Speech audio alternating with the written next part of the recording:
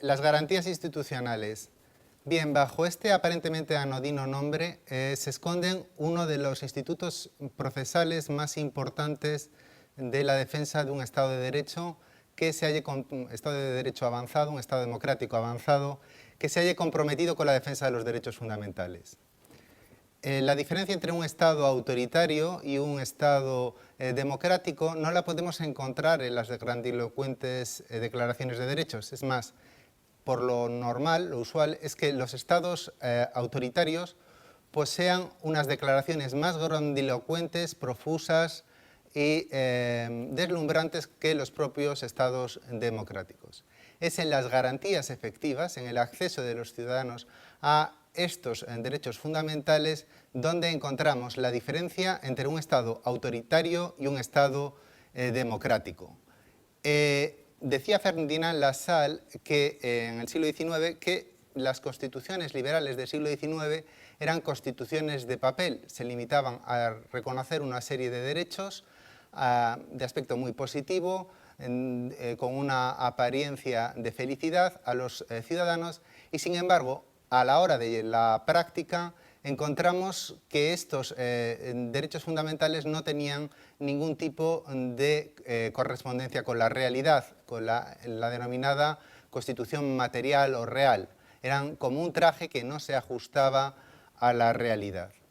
Pues bien, estas garantías lo que buscan es amoldar a las posibilidades que puede tener el ciudadano de darle un vehículo efectivo en aquellos supuestos en que sus derechos fundamentales han sido vulnerados, han sido pisoteados, y les dan este vehículo, esta posibilidad de poder reaccionar frente a los abusos. Existen dos tipos de derechos fundamentales: las libertades negativas, aquellas como el derecho a la vida, a la integridad física, a la inviolabilidad del domicilio, a la inviolabilidad de las comunicaciones, a la inviolabilidad postal, a la libre circulación, una serie de derechos que son libertades negativas que para el Estado son muy fáciles de proteger en cuanto a que simplemente tiene que utilizar un vehículo que es la norma prohibitiva, no cabe la posibilidad de transgredir esta norma. Y en este sentido, las garantías institucionales suelen ser bastante efectivas. Además, establecen garantías de refuerzo. Esta primera línea de derechos fundamentales viene consagrada en nuestra Constitución en el artículo 53 y establece un derecho preferente y sumario ante los tribunales ordinarios para la defensa de estos derechos, así como, en su caso, el recurso de amparo. Estos derechos vienen consagrados en los artículos 14 a 21 de la Constitución y en el derecho de objeción de conciencia del artículo 30. En cualquier caso, estas libertades negativas deben de contrastarse con los derechos positivos: el derecho a la vivienda, el derecho a la seguridad social, el derecho a una educación gratuita, una serie de derechos que son muy importantes de cara a poder afrontar una vida digna consagrada en el artículo 10 de la Constitución. Y en este sentido, estos vehículos, estas garantías institucionales, es donde aquí empiezan a notar un cierto desgaste, no alcanzan a cubrir todos los supuestos, como por ejemplo el caso paradigmático de la vivienda digna. El Estado no tiene un vehículo efectivo para a todos aquellos ciudadanos que no tienen una vivienda digna proporcionársela inmediatamente. El Estado social no alcanza a cubrir todas las necesidades del individuo. Aquí las garantías institucionales vienen reservadas a lo que enmarque la ley. Sin embargo, hemos de tener en cuenta un concepto que yo considero muy importante. Todos los artículos de la Constitución, todos los derechos constitucionales son normas constitucionales. Así lo dice García-Enterría y lo ha cogido la jurisprudencia del Tribunal Constitucional en este sentido. Hemos de tener en cuenta que es en el desarrollo legal posterior lo que va a dar contenido o no a estos derechos.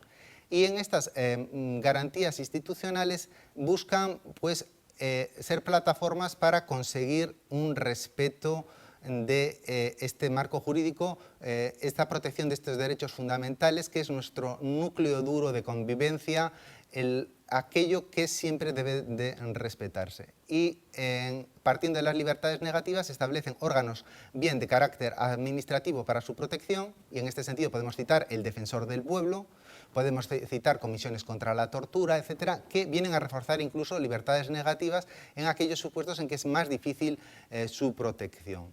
Pero por otro lado, entendemos que se crean institucionalmente, conforme avanza el Estado social, una serie de mecanismos también de carácter administrativo que buscan una protección del ciudadano. Y en este sentido se crean comisiones de sanidad, asociaciones de consumo, organizaciones que van protegiendo, comisiones para la creación de una vivienda social, que van dando una plataforma, una garantía institucional a derechos que aparentemente eran papel mojado, que eran letra muerta y que no tenían sentido. Conforme va avanzando el Estado social, las garantías institucionales avanzan de conformidad y en correlativo con los mismos.